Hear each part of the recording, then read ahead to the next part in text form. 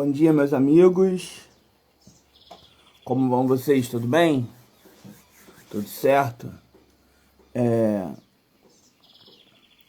Nós vamos nós vamos fazer o encerramento hoje do nosso fórum. Tem sido um tempo muito legal. Tem sido um tempo muito maneiro. Bom dia, Doni, tudo bem? Bom dia, Pastor Israel, tudo tranquilo? Hoje nós vamos contar com o Doni Bueno e o Pastor Israel Gonzaga para estar trocando uma ideia com a gente sobre o tema A quem enviarei? Profetismo, denúncia e missão nos dias de hoje. E eu acredito que vai ser um tempo muito legal. Vai ser um tempo de muito crescimento, como tem sido todos esses dias. Então, sem mais delongas, eu vou convidar nossos amigos para estarem aqui com a gente poder iniciar.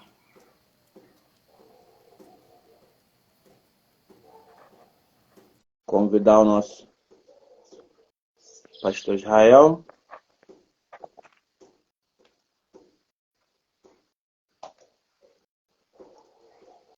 Esperar o pastor aceitar o convite. Ah, chegou, aceitou. E aí, pastor, beleza? Bom dia. Tudo tranquilo? A câmera aqui, peraí. Agora. Agora foi. Beleza, meu pastor? Como é que você está? Tudo bem? Tudo em paz, graças a Deus. Bom dia, gente. Bom dia, Maicon. Bom dia, comunidade. Cadê o Doni? Bom dia, Doni. Julião aí, tô vendo aí que tá aí também. Bom dia, paz e bem para todos. E aí? O Doni, ele entrou, mas parece que caiu. Esperar ele entrar de novo para poder mandar o convite. Pastor Israel é um pastor amigo da comunidade, já esteve com a gente em outros momentos, falando pra gente. E é sempre muito maneiro ouvir ele falar, né? Quando a gente teve esse tema, eu entrei em contato com ele há uns 2 ou 3 meses já, para poder chamar ele para poder falar com a gente. Ele atendeu prontamente o convite, sempre muito solícito. Ah, o Doni chegou, vou chamar ele também. Nossa. Eu não tô conseguindo chamar ele, não. Doni, eu não tô conseguindo enviar o convite para você. Pede para entrar você daí do seu perfil. Alguma coisa está acontecendo que eu não tô conseguindo enviar o convite para você. Pede você, por favor, para entrar do seu perfil, que aí eu aceito aqui. Aí, como eu estava falando, o pastor Israel aceitou prontamente e me deixa muito feliz, porque eu, particularmente, eu curto muito ouvir o pastor Israel falar, desde a primeira vez que eu ouvi. E é um cara que tem, assim, um grande compromisso com o Evangelho de Jesus, um grande compromisso com a missão. E é mais ou menos um pouco sobre isso que a gente quer falar, né? Sobre o que significa hoje o que significa hoje profetismo, o que significa hoje na sociedade, principalmente na sociedade brasileira, que a gente vai pensar hoje a partir da sociedade, da realidade brasileira. O que seria ser profeta, o que seria a missão das comunidades de fé hoje, o que representa, qual a responsabilidade das comunidades de fé na sociedade brasileira, a partir de tudo aquilo que a gente já viveu, principalmente nesses últimos 4 anos bem confusos, de uma certa promiscuidade do poder público com o poder religioso, e como isso afetou as comunidades de fé, como isso levou muitas comunidades de fé a racharem, como isso afetou principalmente a vida dos nossos irmãos de fé. O que isso tudo significa? Sobre isso que a gente quer pensar hoje. E o Doni está enviando a solicitação aqui. Pronto, vou aceitar aqui. Aceitei, vamos ver se ele consegue entrar.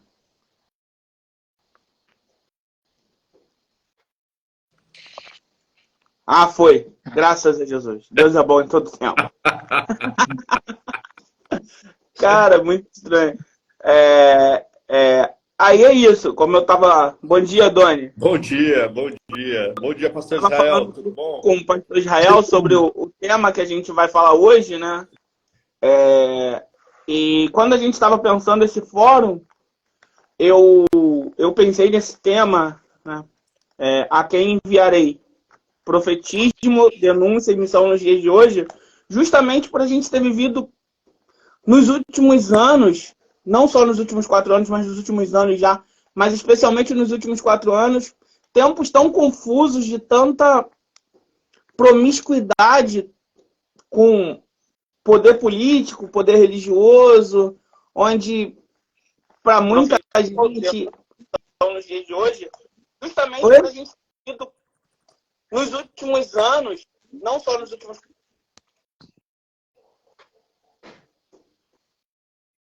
Pode falar.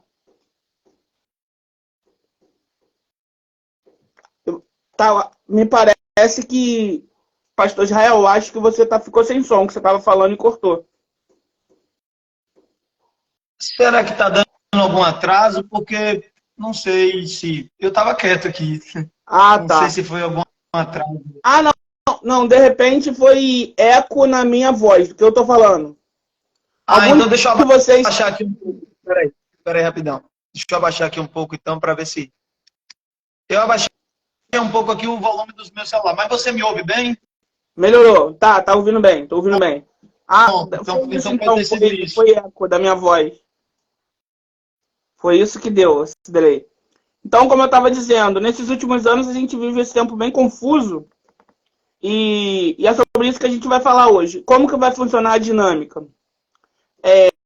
Cada um de vocês vai ter 30 minutos para falar e depois, se tiverem algumas perguntas, as perguntas que forem surgindo, tanto minhas quanto das pessoas que estão ouvindo, a gente vai fazer e a gente vai falar sobre essas perguntas e depois mais 5 minutinhos para as considerações finais para cada um.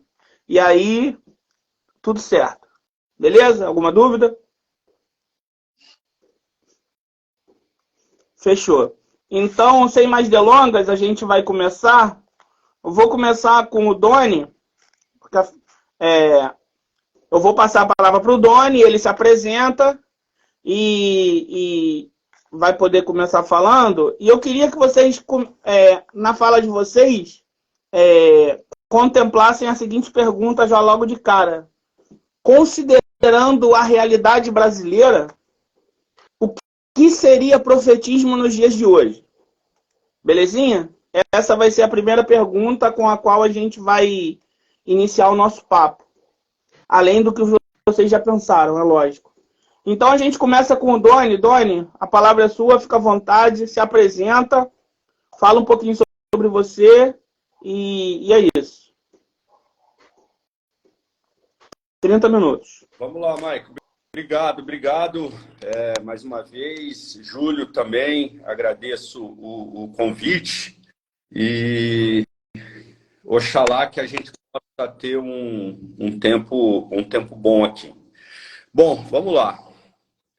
Quando você me chama para falar a questão do profetismo, e eu preparando aqui o meu material, eu vou destacar quatro pontos a partir de um texto que está na carta aos Hebreus.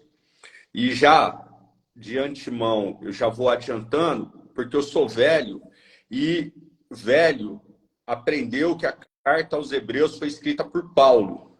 Então, por favor, se por algum momento eu falar, olha, Paulo escreveu, tal, vocês entendam que isso está arraigado em mim, né? Eu aprendi isso aí, uns 50, então eu cresci ouvindo isso. Tá bom? Então me perdoem, porque hoje já se questiona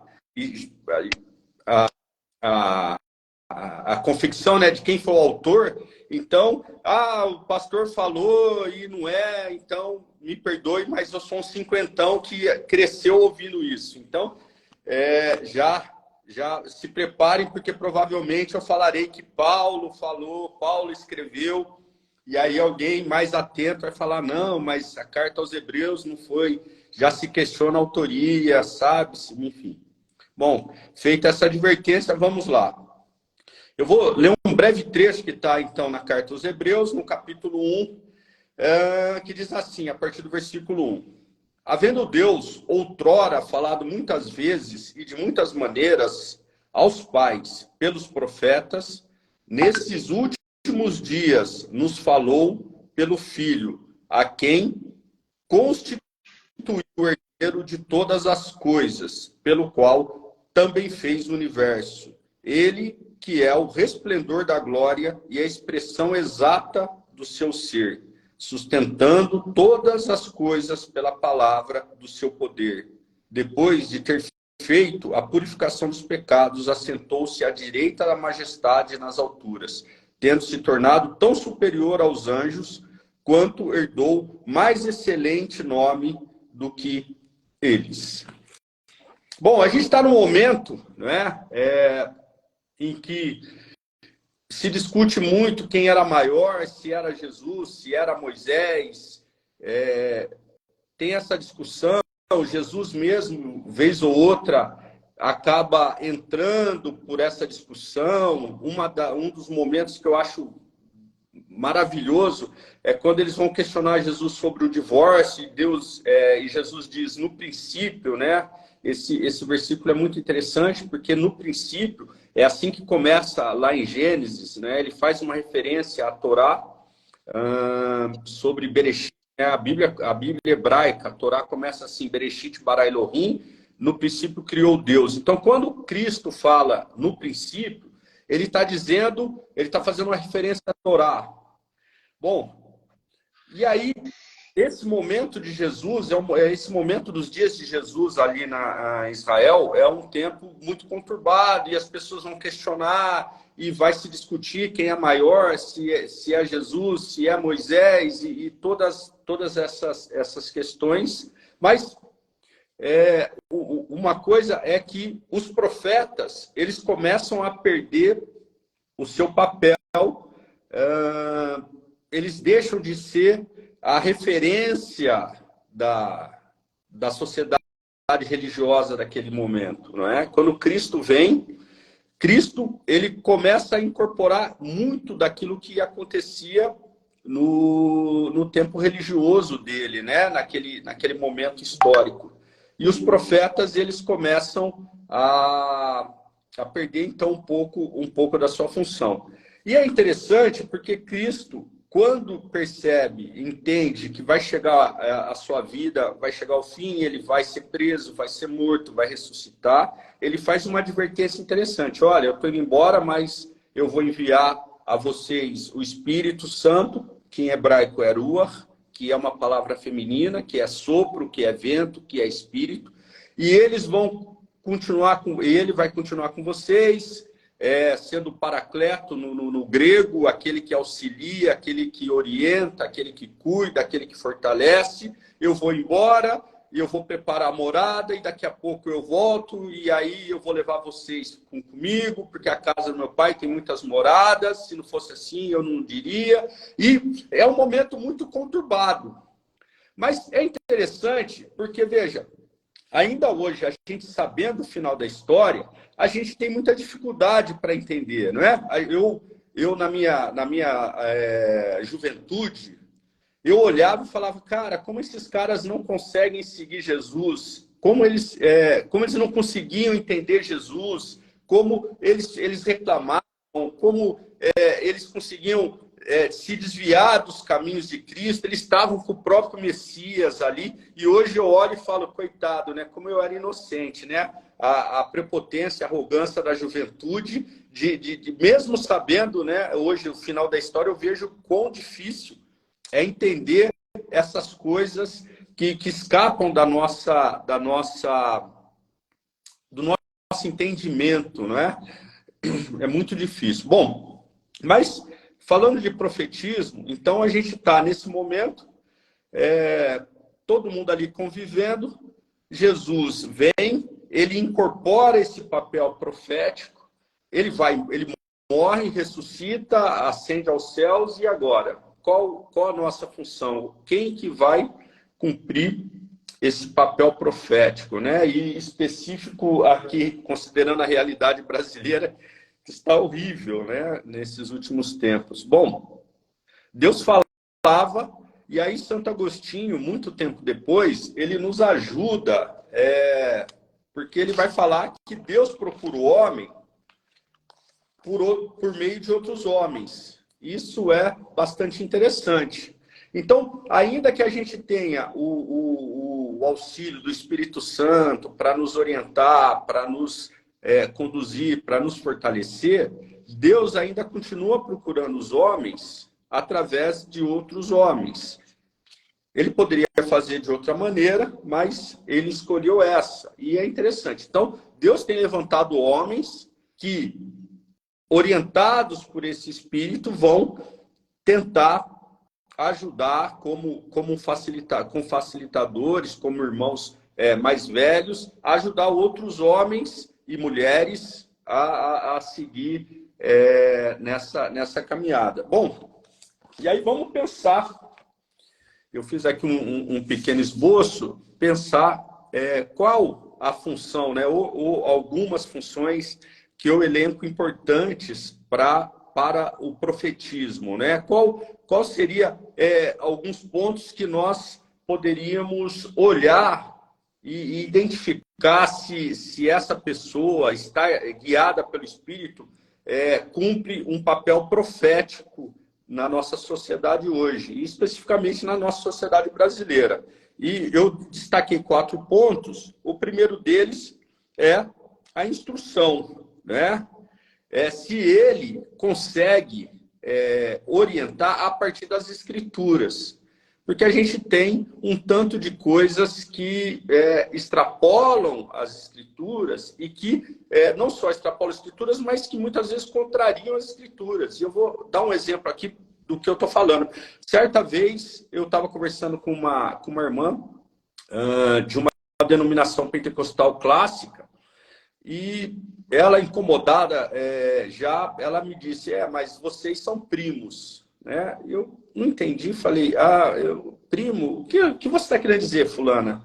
Não, porque vocês não são filhos. Eu falei, mas a palavra diz que todos aqueles que creem em Jesus são filhos de Deus. E ela, sem nenhum problema, disse, não, mas a Bíblia está errada. Só são irmãos quem faz parte dessa denominação específica aqui, uma denominação pentecostal clássica, tal, criada por um italiano que era presbiteriano, que depois veio para São Paulo, enfim, né? Bom, sabe um pouco de história, sabe do que eu estou falando aqui. O segundo ponto que eu destaco é que o profeta ele tem que fazer uma interpretação dos fatos históricos, né? Sobretudo aqueles que estão acontecendo nesse momento. E aí a gente tem um outro problema, porque a igreja, por vezes, ela se coloca à parte. Eu gosto muito quando, nesses últimos anos, eu tenho escutado, não, eu não sou nem de esquerda, nem de direita, eu não gosto de política, eu não me meto nas coisas do mundo, mas quando a gente olha, a gente vê toda a imbricação das denominações, e aí ontem o pastor Júlio falou um negócio que encheu meu coração de tristeza, porque eu já tinha pensado sobre isso, mas ele falou de uma maneira tão impactante para mim, que, por exemplo, não tem mais nenhuma igreja que a gente pode falar que hoje, e de fato eu concordo com ele, nenhuma igreja, ainda que seja histórica, ou enfim, que não esteja eivada do pentecostalismo, dessa luta pelo poder, dessa luta pelo dinheiro, nenhuma denominação. E ele falou isso ontem, e eu saí muito entristecido, porque de fato isso é uma verdade.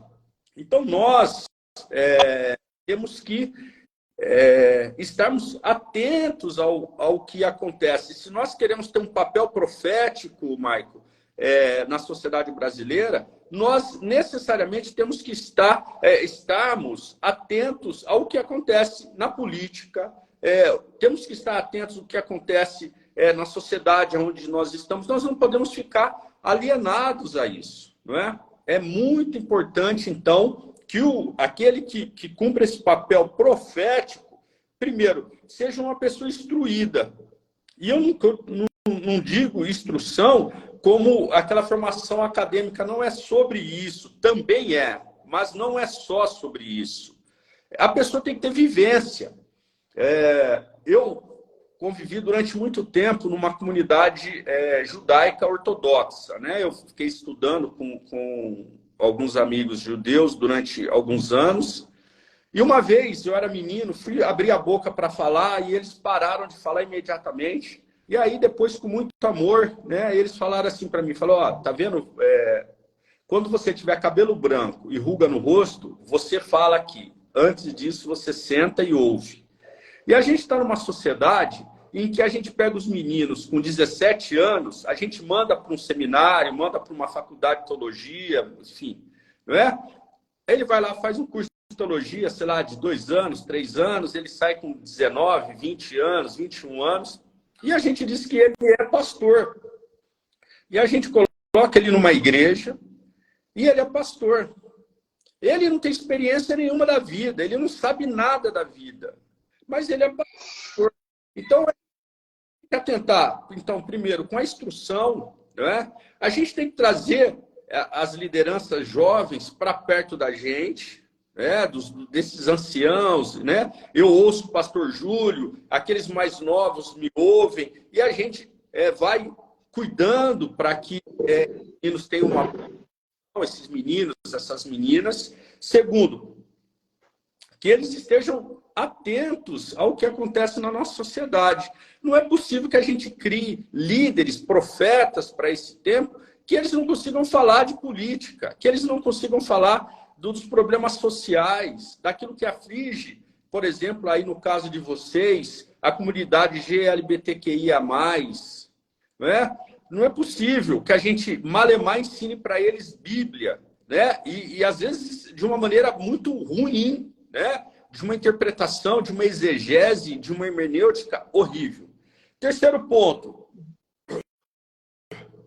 Essa instrução vai ajudar na interpretação do que está acontecendo. Então, a pessoa ela tem que saber o que está acontecendo, mas ela tem que saber interpretar, né? O profeta, para esse tempo, ele tem que saber interpretar o que está acontecendo. Ele não pode sair...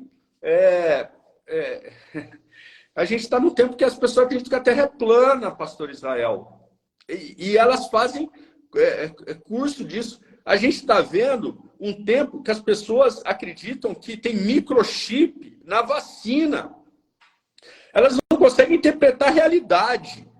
A gente está tendo, e eu vou falar aqui da minha realidade, eu moro em Campinas, interior do estado de São Paulo, a gente tem um aumento, um surto de sarampo, uma doença que estava controlada.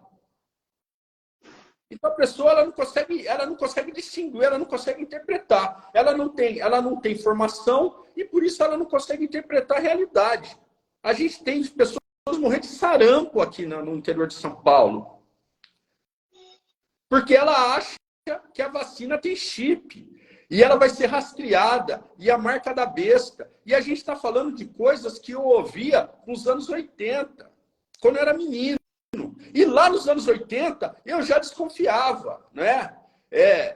De virar o disco da Xuxa ao contrário. E a gente requentou todas essas coisas, Mike, pela glória do Pai. E a gente está, nesse momento, falando sobre isso ainda. Né? Eu fui recentemente pregar numa igreja, e a igreja tinha o nome da denominação e seguida do livre. E aí eu perguntei para o pastor, por que a igreja tá livre? Ah, porque aqui a gente pode tocar bateria. Eu falei, sério que vocês ainda estão nessa discussão? Se pode ou não tocar bateria na igreja?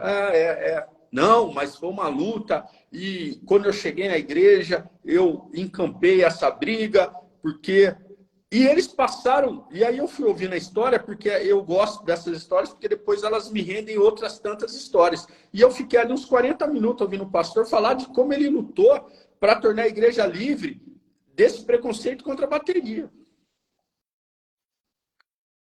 Qual a relevância disso para uma sociedade onde se mata, né, e se encarcera, como se encarcera no Brasil? A terceira coisa que eu destaco é que esse homem que tem instrução, que consegue interpretar os fatos históricos, políticos do seu tempo, ele também tem que levantar a sua voz contra as autoridades, principalmente aquelas autoridades que são injustas. Aquelas autoridades, como diz o livro de Zacarias, aqueles pastores que se aproveitam da ovelha. Eles não cuidam da ovelha, eles exploram a ovelha, né? Eles só querem saber da sua carne, da sua lã, da sua gordura, e a gente tem um tanto disso, né? A pandemia foi algo, no meu ver, extremamente violento, mas, por outro lado, depurou algumas coisas. E a gente vê as três grandes denominações neopentecostais com seus predicados, seus superlativos no nome, né? Universal, mundial, internacional, são coisas assim, daqui a pouco vai sair intergaláctica. Esses caras todos na mídia lutando para conseguir aumentar a sua arrecadação. Então a gente vê eles desesperados porque não conseguem mais manter a estrutura antes da pandemia. Então pensar que esse profeta ele vai ter que se levantar, e hoje, talvez, a grande luta que ele vai travar vai ser contra a própria igreja. Há uns anos atrás, eu noticiou o ônibus de um candidato, depois que foi eleito à presidência, tentando fazer um partido, e o ônibus e toda a comitiva estacionada dentro de uma igreja histórica brasileira. E eles sem pudor nenhum, né? A gente tem igrejas fazendo rifa de armas, pregando declaradamente, né? Agora, recentemente, isso me doeu o coração, porque é um cara que eu conheço, né? Que eu vi ele começar o ministério dele lá em Brasília, falando que a gente tem que fazer orações como a oração do salmista, né? Que Deus quebre a mandíbula, que quebre isso, quebre aquilo. E isso me entristeceu porque eu conheci ele, né? Era uma pessoa amorosa, não era uma pessoa nem parecida com o que ele se tornou. E eu lamento muito, porque esse momento triste que a gente está vivendo tem transformado as pessoas e tem transformado para o pior. Então, o papel do profeta também é esse. De acusar e de condenar isso. É possível que a gente se cale diante dessa loucura, né? Eu faço parte de vários coletivos de esquerda, enfim, e se tem uma coisa que me irrita profundamente, eu sou filiado a partido de esquerda, tal, e que falando da esquerda, porque a esquerda ela é tão ruim, o progressismo brasileiro ele é tão ruim quanto a direita. Ele continua sendo branco, ele continua sendo machista, ele continua sendo violento, ele continua sendo excludente. O progressismo, eu estou falando do lugar que eu estou, né? Um lugar de militante de esquerda, de luta pela vida, e eu vejo, é horrível. E é lá que eu falo, né? Toda vez que eu vou, ontem eu sou o coordenador brasileiro da Fraternidade Teológica, onde eu sentei o sarrafo na fraternidade. Só tinha 3 pretos falando, colocaram 2 pretos para falar no mesmo horário, um não consegue ouvir o outro, e o pastor Júlio. E a gente só é chamado para falar das mesmas coisas. Então, veja, esse papel de acusação do profeta não é acusar a direita, porque a direita eu sei que é louca, é ensandecida. Hoje, o nosso papel é se levantar contra as injustiças que estão acontecendo dentro do campo progressista evangélico brasileiro. Porque todo mundo é progressista. E aí, falando mais uma vez aí, lembrando o pastor Júlio, o que é ser progressista no Brasil? Ninguém sabe o que é ser progressista. Ninguém tem ideia do que é progressismo no Brasil. Porque colocou no meu balaio, eu, pastor Júlio, e um tanto de gente, aí uma miríade de gente maluca aí que está fazendo coisas horríveis. E a última, a gente não pode deixar. Então, a primeira é a questão da instrução, a interpretação dos fatos históricos, a acusação e condenação, e a quarta, para não falar que eu não falei das flores, é a questão da promessa. Porque como cristãos, nós cremos que um dia Cristo vai voltar, vai nos julgar, e a gente não pode esquecer essa promessa. A gente não pode esquecer que nós um dia sentaremos à mesa, não é? Eu gosto muito porque o próprio Cristo, quando ele fala no princípio, aí lembrando novamente aquela discussão sobre o divórcio, que ele diz lá no princípio, ele está dizendo que lá no princípio é que está o modelo. Porque o próprio Cristo vai devolver o reino ao Pai dele. Então, o modelo é o modelo antes da queda. É o modelo onde nós vamos poder conversar com o próprio Deus. E é por isso que não vai ser necessário mais pastores. Graças a Deus não vai ser necessário mais pastores. Nem profetas, nem ninguém. Porque ninguém poderá falar mais. Eu vou aprender com o outro irmão, porque o próprio Deus estará conosco. Então, a gente, às vezes, esquece dessa promessa de redenção, de salvação, a gente esquece. Aliás, a gente já esqueceu, porque a gente tem falado só de condenação, a gente tem falado de quebrar a mandíbula, a gente tem falado de dar câncer, a gente tem falado umas orações que eu não consigo entender, e por Deus do céu, que o Espírito Santo possa nos iluminar, para que a gente possa voltar a falar do Evangelho de redenção. Bom, Michael, quanto tempo eu tenho ainda? Tá fechado seu microfone. Perdão, acabei me distraindo aqui, ouvindo você falar, não percebi. Mais 7 minutos. 7 minutos. Então, para que a gente possa, juntos, né, refletir, daí eu encerro com o texto que eu gosto bastante, que está lá em Provérbios 1:20, né?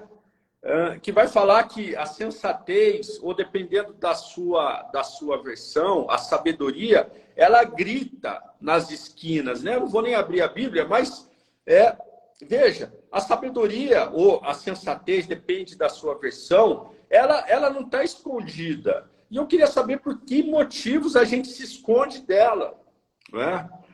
Por que motivos a gente não ouve essa sabedoria gritando nas esquinas? A sabedoria daqueles que sofrem e daqueles que vão se articulando para sobreviver nessa sociedade violenta. Numa sociedade que de cada 100 pessoas que morrem violentamente, Michael, 77 são pessoas negras. E a igreja não tem se levantado, a igreja brasileira não tem se levantado para falar disso. E, aliás, quando um homem negro, ou outros homens negros e mulheres negras falam sobre isso, a igreja se incomoda, porque aí ela vem e falando, porque em Cristo Jesus não há mais grego, troiano, indiano, não existe diferença. Só que não existe diferença, mas só morre um tipo de gente, o tipo que parece comigo. Eu não consigo entender se não tem diferença, porque a morte não se espraia. Não, ela se concentra. Se não tem diferença, por que LGBTQIA+, sofrem mais violência que outros grupos? Se não tem diferença, por que mulheres brancas teve uma redução de 14% na violência contra mulheres brancas, mas teve um aumento de 15% contra mulheres negras? Então, a gente tem que parar, e nesse tempo tão rápido, né? O profeta Renato Russo, ele vai dizer o seguinte, líder de louvor, ele vai dizer o seguinte: nesses tempos tão estranhos, né? Fica a poeira se escondendo pelos cantos, ou a outra profetisa, Cássia Eller, vai dizer, né? O mundo está ao contrário e ninguém reparou. E nesse tempo, a gente tem que fazer uma pausa, parar, aquietar o coração, limpar os ouvidos, começarmos a ouvir o Espírito e daí em diante a gente partir para reorganizar a igreja. Porque a sabedoria está gritando, a sabedoria está aí, está na esquina, né? As coisas feitas por Deus mostram a sua glória, e a gente não consegue mais ver, porque a gente está num tempo tão maluco, tão louco, tão doidão de fazer, e a gente tem que fazer, e a gente tem que postar um vídeo no Insta, a gente tem que postar um vídeo no Face, porque senão a gente não existe. Isso está comprometendo tudo. Então, Michael, eu agradeço, pastor Israel, pela sua escuta, Michael e todos os irmãos que estão me escutando. Essas são as minhas contribuições. Eu passo a palavra de novo a você, Michael, e é isso. Depois a gente discute aí nas perguntas, tá bom? Vamos nos manter dentro do tempo. Valeu, muito obrigado. Valeu, Doni. Obrigado. Começamos bem, né? Aquele soquinho básico na boca do estômago logo de manhã. Cara, eu vou te dar... Você fez 2 perguntas legais e eu vou te dar a minha resposta, porque que eu acho isso. Depois o pastor Israel pode falar também. A primeira foi porque a gente se esconde da sabedoria. Eu lembrei de um diálogo de Sócrates. Eu não lembro exatamente com quem. Eu acho que é com Menon. Que Sócrates está falando, aí o seu interlocutor fala, pô, mas esse conhecimento, não sei por que o que acontece isso, quando você fala isso eu sinto uma espécie de dor. Aí o Sócrates fala, então, essa dor que você está sentindo é o conhecimento entrando. As pessoas, elas se escondem da sabedoria, porque isso implica você sair do seu mundinho de fantasia, né? Onde você se esconde da sabedoria, porque quem se esconde da sabedoria pode dizer com tranquilidade isso, que não existe diferença em Cristo. Mas, mesmo não existindo diferença, essas mesmas pessoas fazem parte daquele grupo privilegiado que impede que outros tenham acesso. É necessário que se esconda da sabedoria para que você possa ter a consciência tranquila quando você se percebe como alguém privilegiado e normaliza. Salomão que diz, né, que com muito conhecimento existe muito enfado. E, sinceramente, quanto mais conhecimento, quanto mais visão, uma visão próxima da realidade você tem, você perde a possibilidade de ser um bobo alegre, porque você vê tanta coisa ruim acontecendo ao mesmo tempo, que você meio que fica, caraca, cara, como que pode? A nossa única atitude é fazer que nem o salmista. Se ver no meio de um vale, olhar para os montes e falar, caraca, quem vai me socorrer, maluco? Olha a quantidade de problema que eu tô no meio, da onde me virá o socorro, né? Então, por isso que muita gente simplesmente fecha os olhos para a sabedoria, para poder continuar vivendo no seu mundinho de ilusão e acreditar em coisas como essa aqui. Ah, mas em Cristo não existe diferença. Só que existe uma galera que morre todo dia. Irmãos. E muitas vezes são mortos por outros irmãos. Mas não existe diferença. Mas é sempre o mesmo grupo que morre, é sempre o mesmo grupo que está nas páginas de jornais, é sempre o mesmo grupo que está aí. Infelizmente, né? Pastor Israel, a palavra é sua. Fica à vontade. Se apresenta para a galera e já pode começar a falar. Valeu, muito obrigado, Maicon. Queria também agradecer ao Doni. Doni já começou botando fogo aí na discussão. Fico muito agradecido. Para o pessoal que ainda não me conhece, eu sou Israel, pastor batista da Igreja Batista Adonai, em Salvador, Bahia, no bairro Cajazeiras 11, periferia de Salvador. E queria trocar, né, algumas ideias aí sobre esse tema, somar um pouco nessa reflexão aí, nessas provocações que o Doni já começou aí trazendo para a gente. Eu penso que, para a gente pensar o profetismo, seria legal também, Mike e Doni, a gente olhar como foi o movimento do profetismo no Antigo Testamento. E pensar que um dos grandes tesouros do Antigo Testamento reside justamente no profetismo. Houve sempre uma discussão na história da igreja sobre a validade do Antigo Testamento. Houve, inclusive, quem propusesse que o Antigo Testamento fosse abandonado, nós ficássemos apenas com o Novo Testamento. Mas uma das coisas que fez com que um grupo de cristãos defendesse o Antigo Testamento era justamente a presença da profecia, né? Os profetas. E eu acho que há um grande valor nos profetas, porque o período da profecia, ele coincide com o período da monarquia, né? A gente vai ver lá no Antigo Testamento que a monarquia, ela pega desde o 11º século até o 6º século do Antigo Testamento, né? Antes de Cristo. E a profecia bíblica, ela vai durar justamente nesse período, do 11º século até o 6º século. E por que profetas estão no mesmo momento que reis? Porque os reis, eles detinham muito poder em suas mãos, né? Os reis, eles tinham um poder quase que absoluto. Nós vamos ver, por exemplo, a história de Davi, quando ele estupra Betseba, que ele vai pegar Urias, que era da tropa de elite do rei, a guarda real, os 30 valentes de Davi. Ele pega Urias, que era tratado como amigo dele em um dessa tropa, coloca Urias na linha de frente para que Urias morresse e abusa de Betseba, estupra ela. Quer dizer, nem mesmo com um soldado da tropa de elite havia algum limite para o rei. O rei, ele mandava e desmandava sobre a vida das pessoas e tudo que o rei quisesse acontecia, né?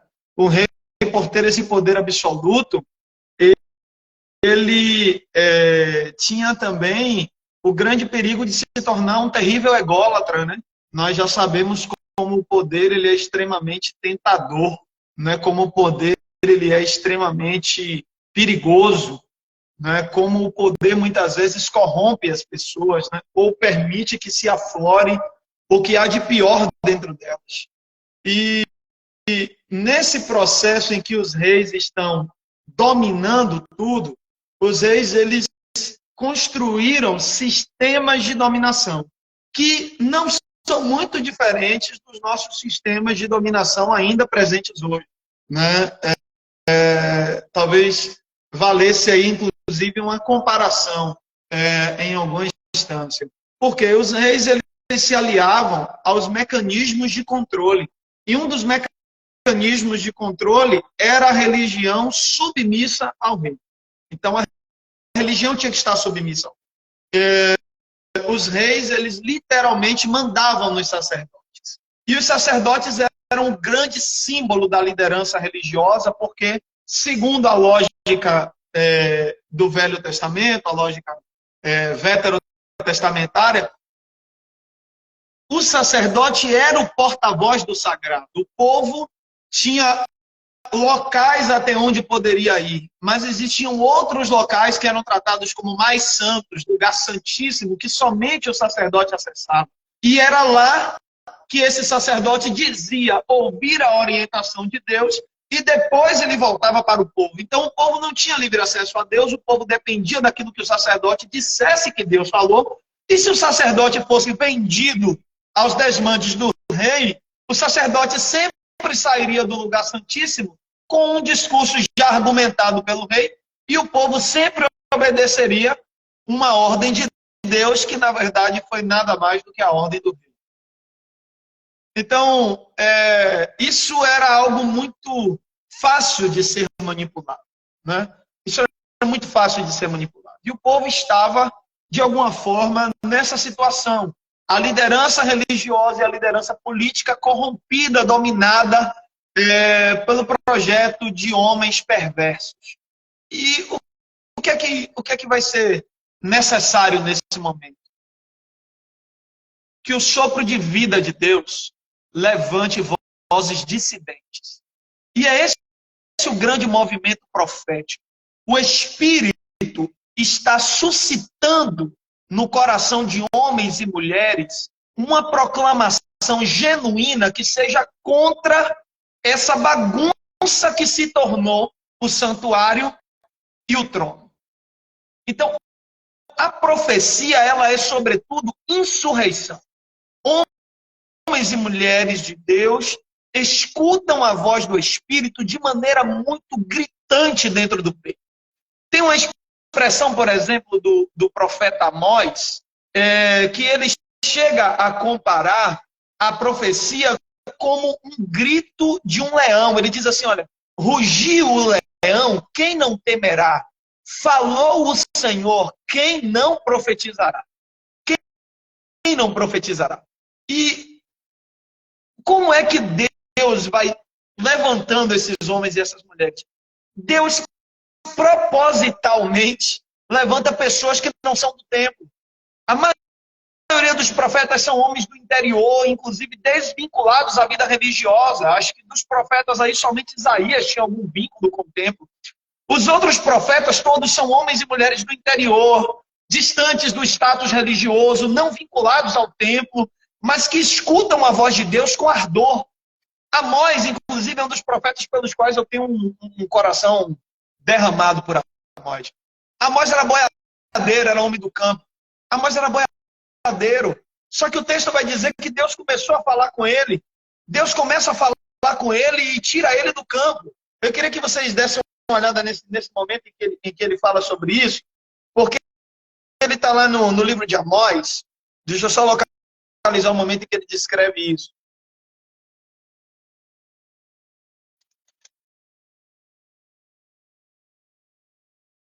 Olha, Amós, capítulo 7, depois que Amós já estava pregando contra as injustiças daquele tempo e denunciando os pecados do templo, os pecados dos sacerdotes corruptos e tudo mais, Amós vai e escuta do profeta do templo. Havia um profeta lá no templo chamado Amazias. Amazias vai até ele no capítulo 7, versículo 12, e diz assim: depois Amazias disse a Amós: vá embora, profeta, vá profetizar em Judá, vá ganhar lá o seu pão, ou seja, vá para o interior, sai daqui, não vem denunciar aqui nada não. Não profetize mais em Betel, porque este é o santuário do rei e o seu templo. Betel, que significa casa de Deus, é tratado pelo profeta que era vendido ao reino como casa do rei. E templo do rei não é mais casa de Deus, não é mais lugar para Deus falar, é o lugar onde o rei fala.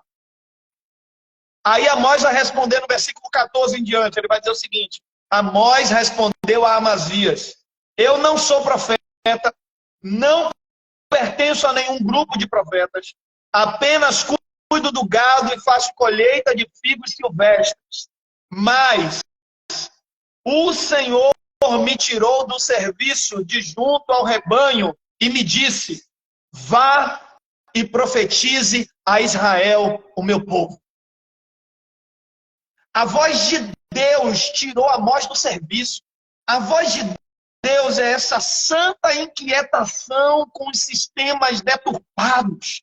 Essa santa inquietação que é como um fogo que arde por dentro e que diz: você precisa ser uma voz diferente, você não pode ficar calado. Você não pode ficar calado. A voz de Deus brota nisso, sabe? A voz de Deus faz homens e mulheres denunciarem coisas das quais eles já não podem mais ficar calados. E o texto que eu havia dito, em que Amós vai dizer assim: olha, o Senhor está falando, é lá no capítulo 3, versículo 8, quando ele diz: o leão rugiu, quem não temerá? O Senhor, o soberano, falou, quem não profetizará? A fala de Amós é: Deus falou, eu não posso ficar calado. É como se a voz de Deus estivesse como um rugido de um leão dentro de mim. Eu não posso aceitar as coisas como estão. E como é que as coisas estão? Amós, lá no capítulo 8, ele vai dizer como é que as coisas estavam.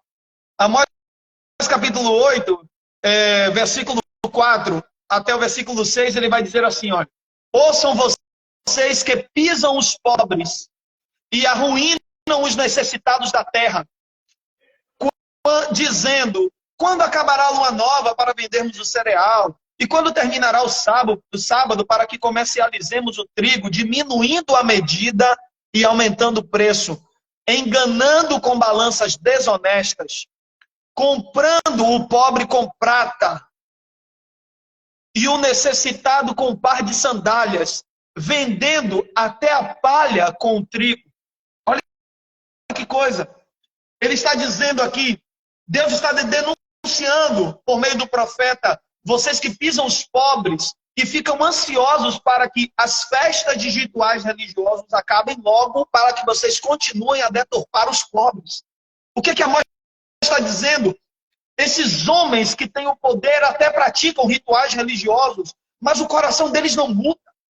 Eles continuam ansiosos para continuar esmagando pobres, continuar esmagando os pequeninos, continuar destruindo e ferindo pessoas. Aí Amós está dizendo, olha, a voz de Deus está gritando em mim, dizendo: isso não pode continuar acontecendo. Isso não pode continuar acontecendo. A voz de Deus grita em mim. Isso é muito forte. O profeta Miqueias faz a mesma coisa.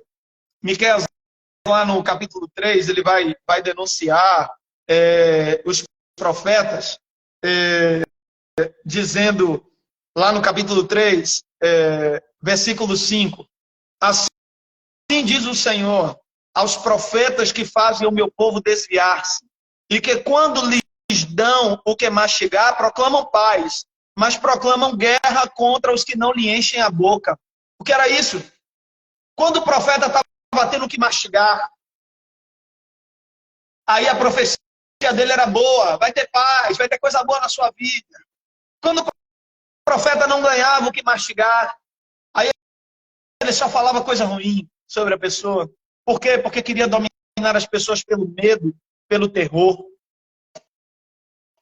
Observe, o profeta vai denunciar dizendo: vocês estão deturpando, ai de vocês. Deus é contra isso. Deus está contra isso. A profecia é uma coisa tão séria que até Isaías, que foi um profeta funcionário do templo, não pôde se calar diante das injustiças do templo. As injustiças que Isaías denuncia são tão graves que lá no capítulo 10, dê uma olhadinha. Isaías capítulo 10,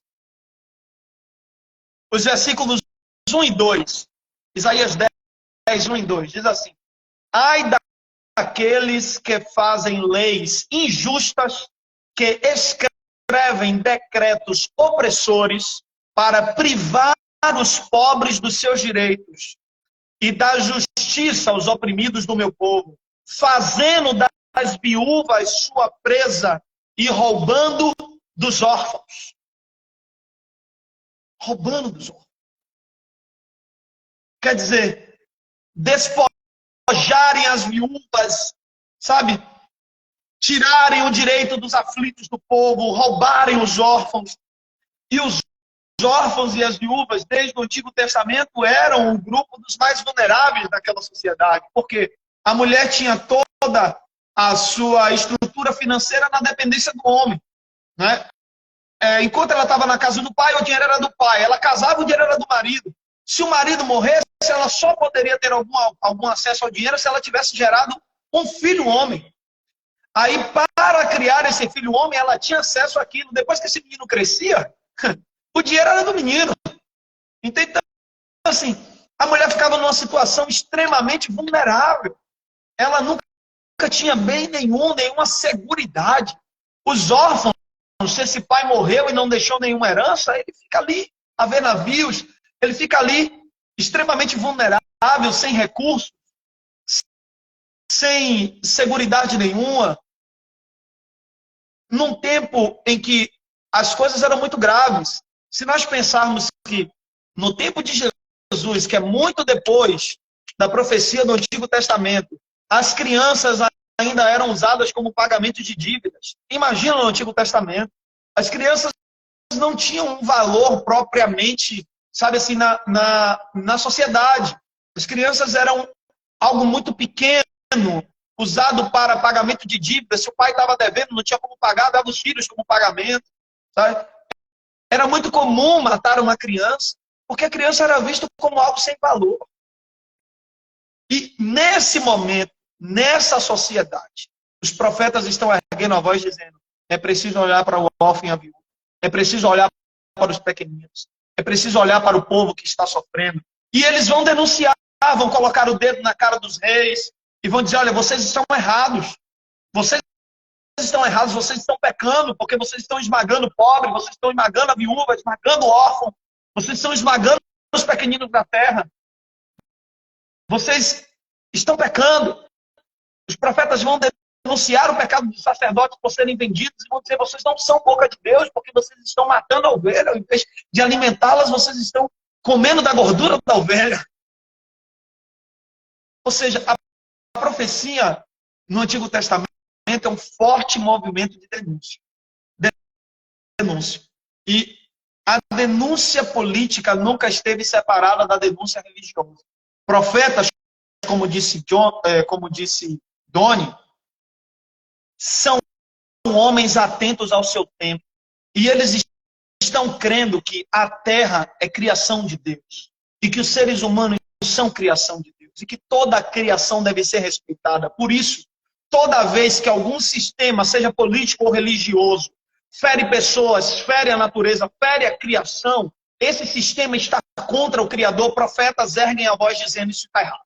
Isso está errado. E pensar o profetismo hoje é pensar primeiro que nós como igreja precisamos acabar de uma vez com todas com a dicotomia. Nós dividimos muitas coisas entre aquilo que é espiritual e aquilo que não é. Ser crente é não misturar as coisas políticas. Isso precisa ser rompido de uma vez por todas. Né? Ainda existe uma vertente muito grande de cristãos que pensam assim. Nós precisamos resgatar legados como o de Martin Luther King. King, quando estava fazendo a sua luta pelos direitos civis, a luta pelo povo negro, ele não estava fazendo uma luta política, ele estava fazendo a luta dele como cristão, era a luta de fé. King estava agindo no nome de Jesus. Mas essa luta de fé dele reverberava sobre a situação política. Por quê? Porque King entendeu que o reino de Deus não é dissociado da vida. Pelo contrário, o reino de Deus é toda a extensão onde Deus deseja ser rei.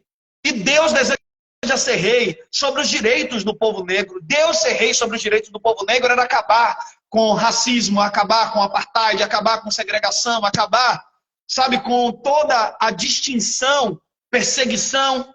Deus deseja ser rei. Deus ser rei sobre isso é acabar com essa dominação da branquitude, sabe? Acabar com tudo isso. Porque Deus quer ser rei sobre isso. E o reinado de Deus sobre isso, sobre essa sociedade, é acabando com essas injustiças e proclamando a unidade, a reparação histórica, a conciliação entre os povos, o amor entre os irmãos. É assim, é proclamando vida. Isso é profecia. Fazer profecia nos nossos dias de hoje é olhar para o fato histórico de que o Brasil foi o último país a deixar de ser colônia de escravização. As nossas igrejas precisam debater isso. As nossas igrejas precisam ter isso como voz ativa. Olhar a profecia nos nossos dias de hoje é levantar os olhos, olhar para a sociedade e ver que o Brasil ainda é um país que é protagonista como país perseguidor de pessoas LGBT. O Brasil, segundo dados do Instituto de Pesquisa do Luiz Motti, está como o país mais perigoso para pessoas LGBT no mundo. Esses dados precisam nos assustar, porque se esses dados não nos assustam, nós não estamos ouvindo como Amós o rugido do leão da tribo de Judá no nosso peito. Esses dados precisam rugir como um leão dentro de nós, dizendo algo está errado, e você não pode ficar calado. Não tem como ficar calado diante disso. Alguma coisa está errada aí. Se no país onde nós tínhamos saído do mapa da fome, e de 2018 para cá esse país volta ao mapa da fome, onde um dos critérios para o país ter entrado no mapa da fome é ter pessoas morrendo de fome. Um dos critérios malditos de um país entrar no mapa da fome é ter pessoas morrendo de fome. E alguém vê isso de 2018 dizendo, voltamos para esse caos. E não consegue ouvir o rugido do leão dizendo, isso está errado. É preciso estar muito surdo para não ouvir esse rugido desse leão gritando, você precisa falar, algo está errado. Não é difícil discernir. Não é difícil discernir. Difícil é nos entregarmos totalmente à voz do Espírito. Por quê? Porque todos os profetas, quando falaram em nome de Deus, foram perseguidos. Por que Jeremias é chamado de profeta chorão, entre algumas revistinhas evangélicas? Porque estava doendo. Porque a profecia custou caro. Doeu ser perseguido. João Batista, profeta do Novo Testamento, perdeu a cabeça. Por quê? Porque o João Batista perdeu a paciência, olhou para aquela corrupção e disse, vocês são um bando de serpente. Vocês têm que nascer de novo. Os caras traduzem a Bíblia como raça de víbora, aí pega... Os caras traduzem poeticamente, fica até difícil de entender que víbora é cobra. O cara está dizendo, olha, vocês são um bando de cobra, das mais venenosas possíveis, porque vocês não curaram esse veneno da alma de vocês precisam nascer de novo. Aí o povo vai perguntar a ele lá no Evangelho de Lucas, o que era esse nascer de novo? Aí ele olha para os soldados e diz assim, parem de torturar e parem de defraudar as pessoas. Que coisa forte em Lucas capítulo 3, João Batista pregar dizendo aos soldados que eles tinham que parar de torturar pessoas. Que nascer de novo significava isso. Que coisa forte, João Batista olhando para aquela multidão de pessoas pobres e dizendo a elas que o caminho era da partida. João Batista olha para os pobres e diz a eles, aquele que tiver 2 túnicas, dê uma. Porque João Batista está dizendo que até entre os pobres no Evangelho gera uma outra consciência, que não é mais a consciência acumuladora que adoeceu os ricos, mas a consciência de partida do reino. Isso é profecia. Isso é profecia. Profecia nos nossos dias de hoje não é um pastor pegar a chave de um carro caro do irmão e levar lá para frente e consagrar. Glória a Deus, ele comprou um carro importado. Profecia é o pastor ter a coragem de chamar o irmão que está comprando um carro caro todo ano e desafiar ele pelo evangelho e dizer assim, irmão, que tal esse ano você comprar um carro popular e pegar parte desse dinheiro e investir numa ONG? Que tal você pegar parte desse carro, desse dinheiro que seria de um carro importado e reformar a casa de uma irmã pobre da comunidade? Isso é profecia. Profecia é parar de bajular os ricos. Parar de bajular os ricos e chamá-los para o compromisso ético do evangelho. Profecia. Nós precisamos de profecia nos nossos dias. Precisamos ouvir a voz do Senhor como um rugido de um leão dizendo, tem algo muito errado acontecendo. As coisas precisam mudar. As coisas precisam mudar. Eu me lembro do... Ô, Michael, quanto tempo eu tenho? Eu já estourei meu tempo todo?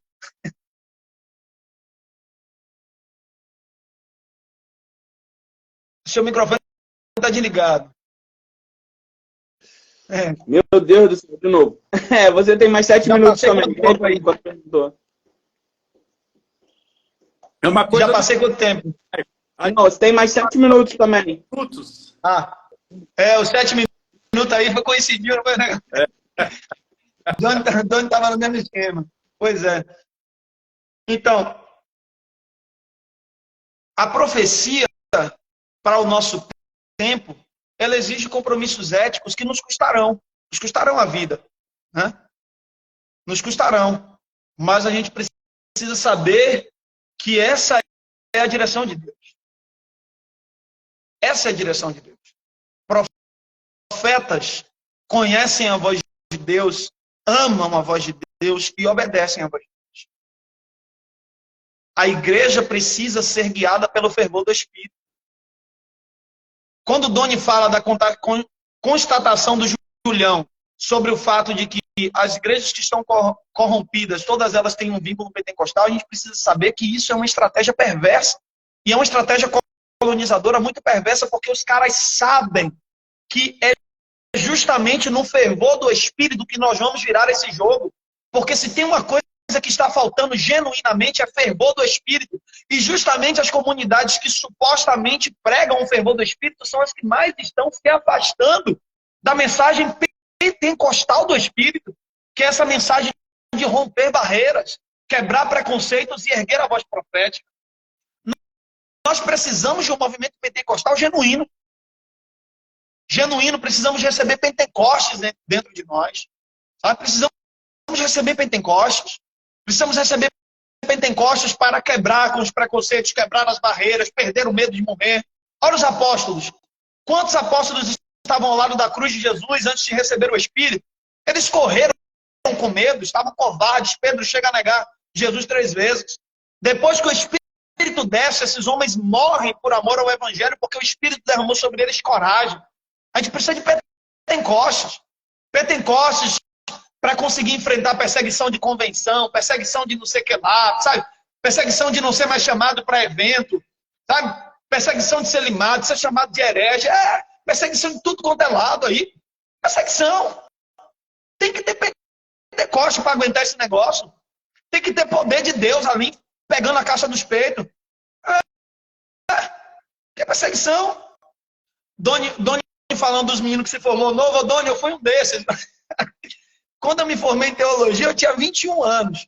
Mas eu fui ser pastor auxiliar, não fui pegar a igreja de primeira. Fui ser auxiliar justamente porque eu reconheci que eu era muito novo. E embora eu já fosse filho de pastor e tivesse acompanhado o ministério de meu pai a vida toda, mas quando eu formei e fui consagrado pastor aos 22 anos, eu fui ser auxiliar porque eu entendi que eu precisava crescer, aprender. E até hoje eu tenho. Mas aí, nessa leva aí, quando comecei a assumir posturas, os caras limou a gente, velho. Os caras limou. Entende? Limou.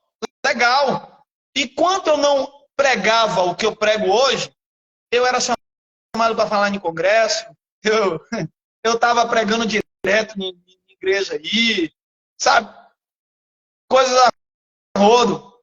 Depois que eu comecei a abrir a boca e falar o que eu falei,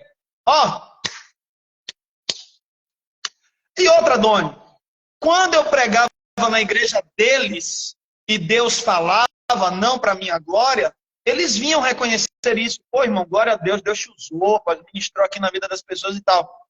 Mas depois que eles ouviram o conteúdo da minha pregação sobre outros aspectos, sobre outros assuntos, ninguém mais chama, sabe? Ninguém mais chama. Por quê? Porque esse discurso de hoje desmonta parte dos sistemas opressores que às vezes eles querem fazer manutenção. Às vezes eles querem fazer manutenção disso. Entende? A profecia custa caro. A profecia custa caro. Né? Experimentamos o ostracismo, o abandono, o julgamento. Custa caro. Custa muito caro. Mas profetas não podem se esquecer de uma coisa. O Deus que nos chama cuida de nós. Profetas podem até ser jogados na cova dos leões. Mas se não for da vontade de Deus que o leão coma, Deus vai fechar a boca do leão. Profetas são cuidados por Deus. E a gente não pode esquecer disso. A igreja é voz profética. A igreja é voz profética. A gente está que nem os amigos de Daniel. A gente vai entrar na fornalha pronto para morrer. Dizendo, olha, se Deus não nos livrar, a gente não vai se dobrar mesmo assim. A gente vai entrar na fornalha pronto para morrer. Mas, se Deus ainda nos quiser nessa batalha, aqui, Ele vai estar conosco dentro da fornalha. E o fogo não vai nos queimar. A gente não pode esquecer disso. Que Deus está com a gente. Que Deus está do lado dos pequeninos dessa terra. Que o nosso trabalho não é em vão no Senhor. A gente não pode esquecer disso, não. Porque às vezes a gente pega aqui, o pau aqui nas costas, porrada no lombo, a gente esquece que Deus está com a gente. Doni, seu trabalho, meu irmão, não é em vão no Senhor. Michael, seu trabalho não é em vão no Senhor. Julião, seu trabalho não é em vão no Senhor, não. Seu trabalho não é em vão no Senhor, não. Deus tem nos sustentado. E Ele vai continuar nos sustentando. Os profetas, às vezes, têm uma voz minoritária. Os outros fazem muito barulho, tem muita caixa de som, tem programa de rádio, tem programa de televisão. A gente é uma voz dissidente no Instagram. Mas Deus está caminhando conosco. E grande é o Senhor. A gente não pode esquecer disso, não. Que Deus nos abençoe. É isso aí, cara. Assim, não tem jeito, né? O profeta, se a gente vê lá no hebraico, a palavra profeta vem de Nabi, né? Que é boca de Deus. Então, o profeta, ele seria aquele cara que a mensagem dele é inspirada por Deus. Ele, na verdade, a única coisa que ele faz é ecoar uma voz que já está aí no ar, né? Eu lembro de Isaías, cara, do chamado de Isaías, que é uma coisa assim que me pega muito, é muito sensacional. Isaías vê a glória de Deus, reconhece todas as suas limitações e o primeiro instinto dele é falar: pô, eu vou morrer, bicho, eu tô ferrado. Eu não mereço estar nesse lugar, eu não posso estar nesse lugar. E o anjo vai, a Bíblia fala que o anjo vai, toca na boca dele, fala: pô, teu pecado está purificado. E ele ouve a voz ecoando: a quem eu vou enviar? E ele responde prontamente: eu tô aqui. Se o meu pecado foi purificado, me envia. E eu acredito, cara, que é isso o papel do profeta, saca? Se você entende que foi purificado por Deus, se você entende que recebeu o Espírito Santo, não existe possibilidade de você se manter no seu lugar. Não existe possibilidade se você... É o que eu falo na comunidade lá. À medida que a gente se reconhece como súdito desse reino de Deus que já chegou, da mensagem de Jesus, que é muito simples, o reino de Deus já está aqui. Não é uma coisa para o futuro. Não é uma coisa que vai se dar no futuro. Porque o futuro, a eternidade, seja ela como for, ela vai ser só uma continuação daquilo que a gente já vive aqui. A eternidade, ela vai ser... A eternidade junto com o eterno, ela vai ser só uma continuação da vida que a gente vive aqui. Então, profetismo, para mim, acima de tudo, é um compromisso ético, uma missão mesmo. Missão. E, cara, a gente que já tem um tempo de igreja, a gente cresce ouvindo palavras e conceitos como missão, evangelho, ide. E a gente ouve tanto que isso perde um pouco o sentido, né? Palavras que são ditas muitas vezes, o sentido delas acaba sendo diluído, principalmente em todo esse jogo de interesses que a gente vê. Eu queria saber de vocês o que significa hoje pra gente, pensando nesse olhar profético, o que significa missão, o que significa ide, o que significa evangelho hoje e qual é o nosso compromisso como profetas, como sinalizadores desse reino que já chegou hoje, a partir disso. Quem quiser começar respondendo, pode começar. Então vamos lá. Quando a gente fala de id, a gente sempre vai lá para aquele versículo: e vocês sairão de Jerusalém, irão a Samaria, até os confins da terra. Bom, se a gente contextualizar, não tem lugar que o evangelho não chegou. Ele chegou em todos os lugares, não é?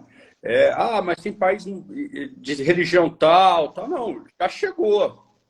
E aí a gente vai ter movimentos históricos de confluência e vai e volta, mas o evangelho já chegou. Então, quando eu venho para a igreja, temos que enviar, eu já fico muito preocupado, porque qual que é a ideia? não é levar o evangelho, mas é levar a denominação, é levar o modelo de religiosidade para o lugar. E eu falo isso com muita tristeza às vezes, porque eu fiz parte disso, né? Eu conheço razoavelmente o continente africano e um dia eu me toquei, eu junto ali com alguns ingleses lá na África do Sul, num lugar chamado Bethlehem, e aí uma inglesa, a gente foi falar para um grupo de homens, mulheres lá, e ela começa a falar dela assim: My name is Molly, I'm from England. E aí eu falei, cara, pô, a língua oficial da África do Sul é inglês. A África do Sul foi uma colônia inglesa. E ela falando com uma voz como se ela estivesse falando com criança, né? Então, assim, infantilizando homens e mulheres. E aí aquilo foi me dando uma irritação. E eu fui o último a falar. Né? O brasileiro, o latino, né, foi deixado por último. Aí falou os ingleses, falou os americanos, falou o inferno inteiro. E eu falei, mas nem a pau. Eu falei, meu nome é Donizete. E primeiro que eu comecei saudando o pessoal em Suto e Zulo, né? Aprendi algumas palavras ali das duas línguas mais faladas na região. Saudei e falei, sabe uma coisa? Eu não vou falar inglês, não. Meu inglês é ruim, eu não vou falar inglês. Eu vou falar em português e tem uma pessoa aqui e ela vai fazer a tradução para a língua de vocês. E eu não vim ensinar vocês a falar nada. Eu não vim ensinar vocês a nada. Eu vim aqui aprender com vocês. Eu sou o primeiro homem negro da minha família livre. O último saiu escravizado. Eu sou o primeiro a voltar aqui e voltei livre. Eu não vim ensinar vocês. Eu me recuso a falar que eu vim ensinar vocês de alguma coisa. Então, eu estou dizendo isso porque quando a gente fala aí, a gente tem a ideia de que nós vamos ensinar e como se aquelas pessoas de determinados lugares fossem páginas brancos, não soubessem nada e precisassem da gente. Eles não precisam da gente. Eu me recuso, depois eu voltei outras vezes para o continente africano, e eu sempre me recusei a esse papel do cara que sabe e que vai ensinar. Mentira, eu não sei nada. Eu sentava, eu comia, eu tocava berimbau, enfim, eu fiz muita amizade lá, mas depois daquela fala daquela empresa, eu me recusei a permitir parte desse sistema de chegar nos lugares e considerar o que as pessoas sabem. É isso. Hoje, para mim, não tem necessidade nenhuma se for nesse modelo de que eu estou levando a salvação e que aquelas pessoas são páginas em branco e que elas precisam de mim. Não precisam.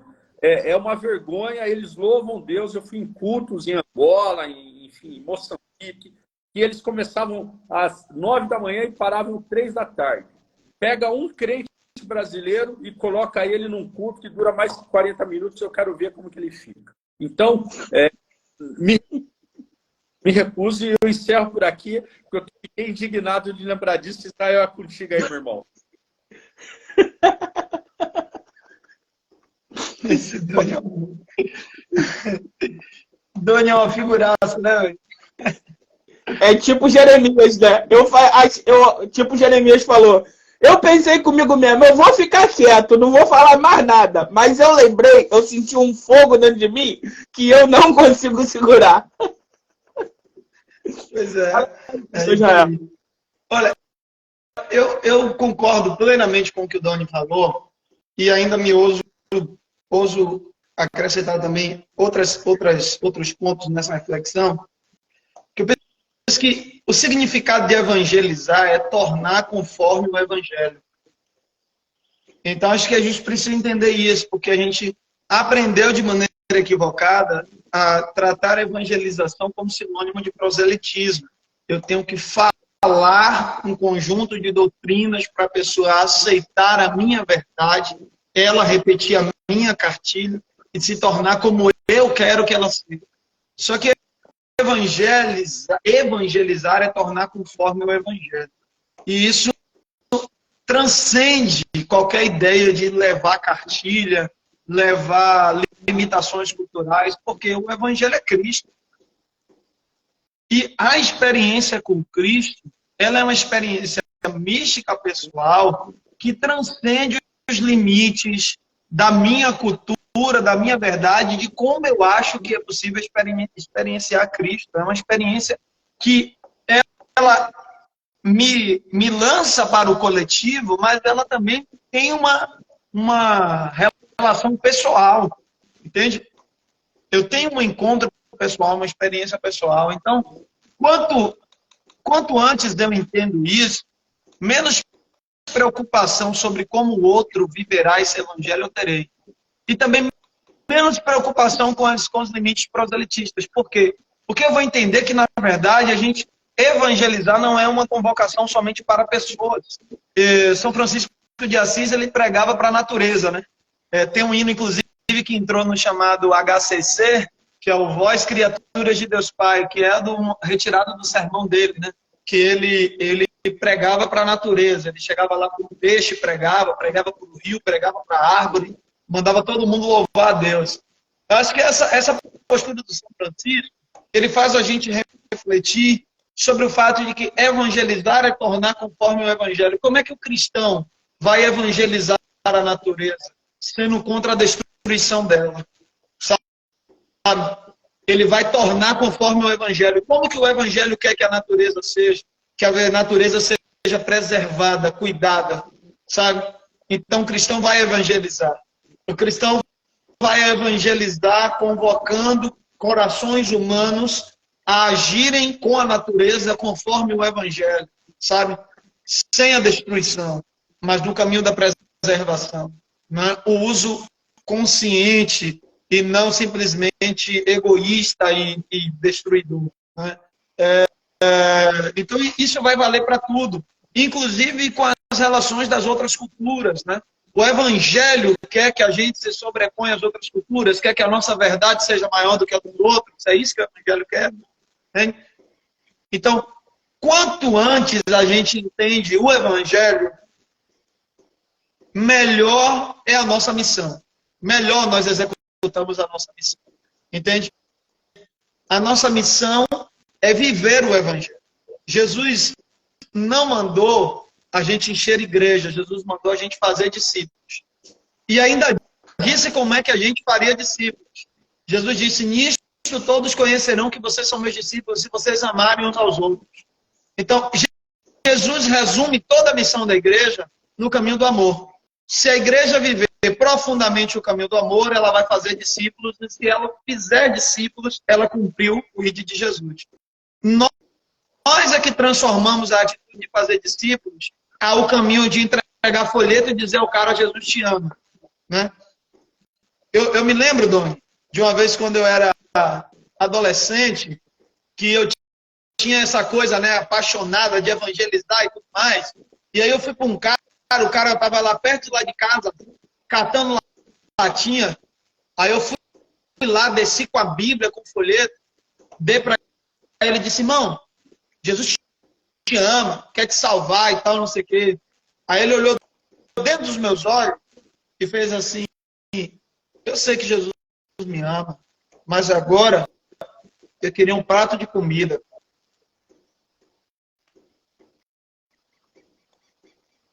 Fiquei todo desarmado, todo sem graça, todo atrapalhado ali das minhas ideias, porque eu estava esperando que aquele homem tivesse no máximo duas reações. Ou que ele se abrisse para a mensagem e dissesse, eu sou um pecador e quero Jesus.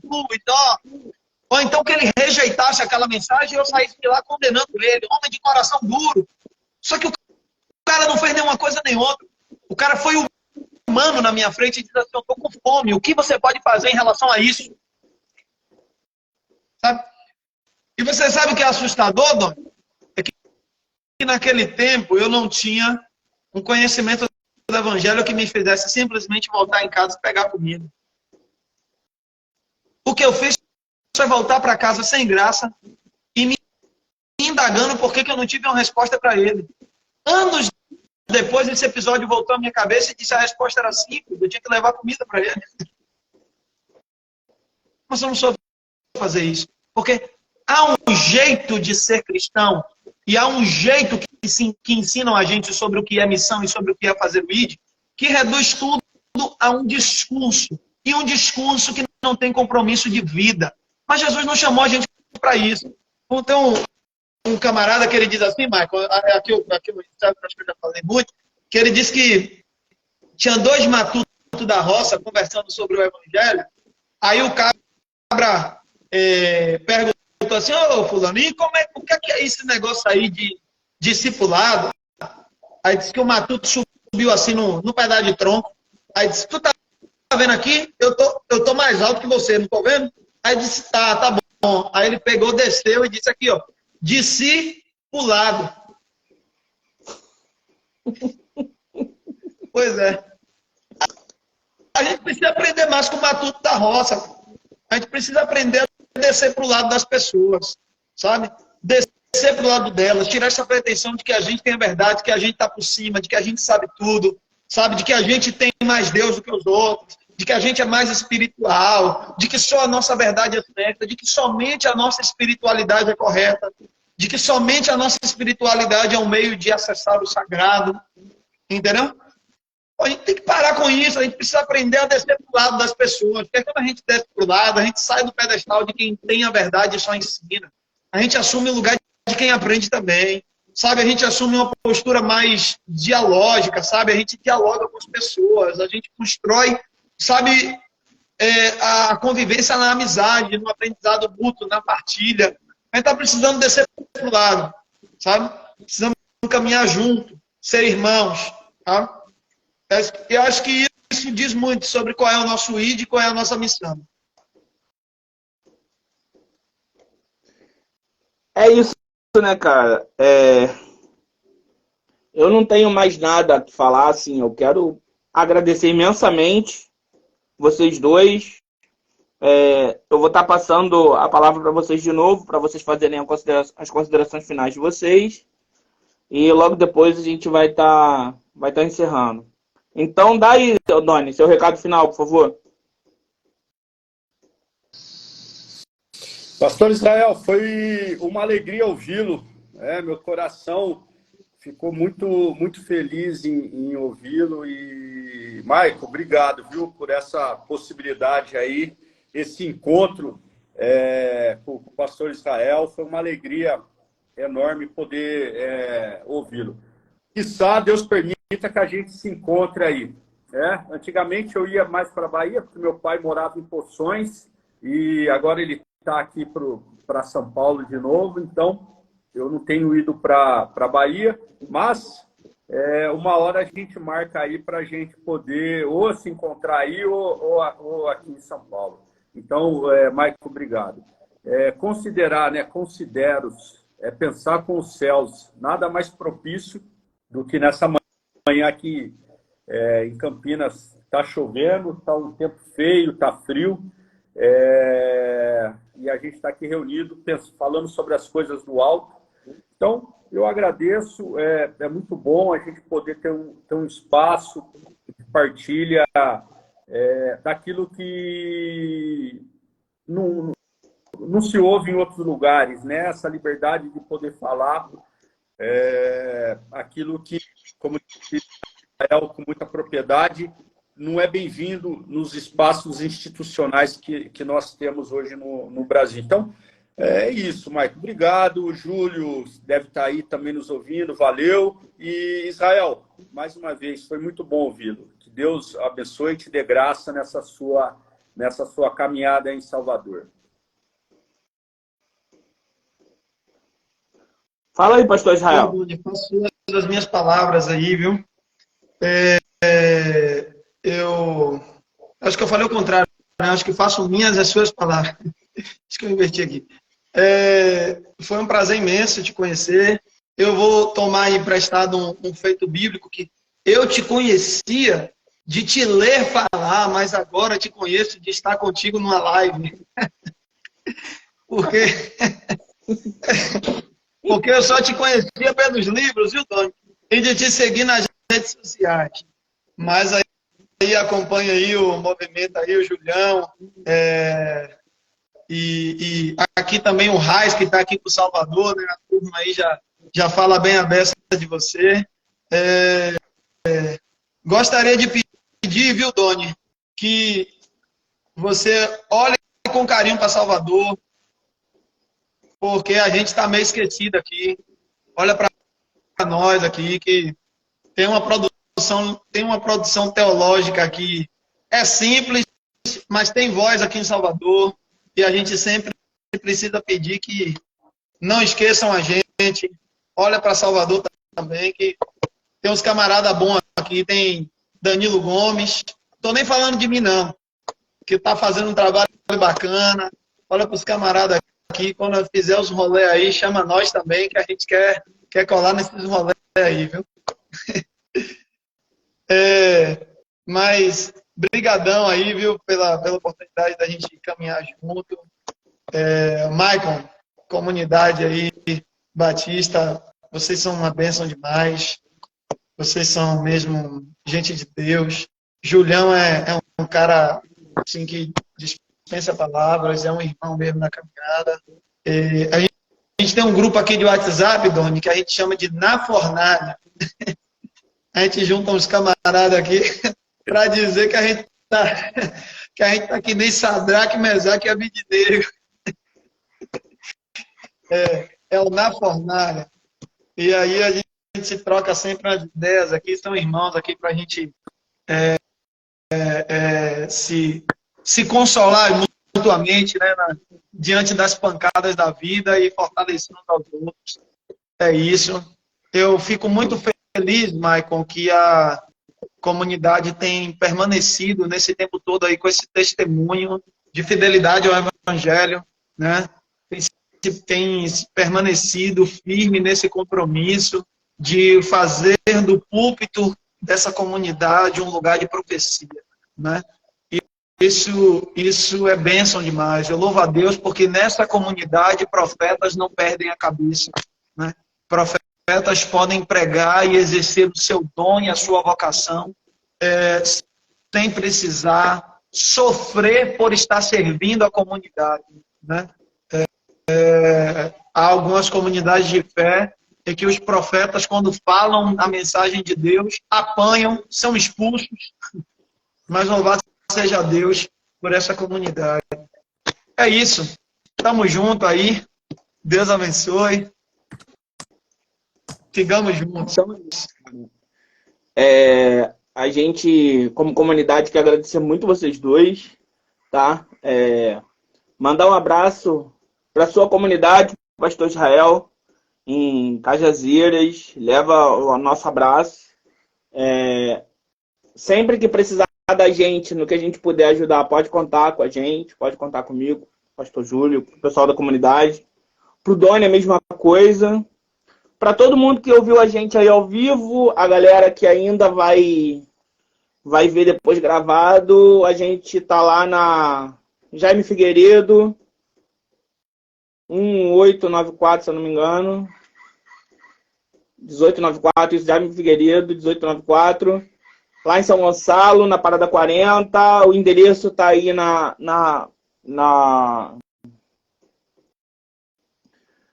no perfil do Instagram. Mais tarde, tem nossa celebração com as andanças pelos evangelhos. O Pastor Júlio vai estar falando lá com a gente está fazendo essas andanças, a gente está estudando os evangelhos. A gente começou em 2019 e ainda está estudando aí. A gente faz uma leitura expositiva, versículo por versículo, para a gente poder aprender a ser gente com Deus que encarnou, se tornou humano, para nos humanizar, né? Então é isso, gente. Valeu mesmo. A gente está encerrando por aqui o nosso fórum esse ano. Até a próxima. Deus abençoe vocês, tá? Um abraço. Tamo junto.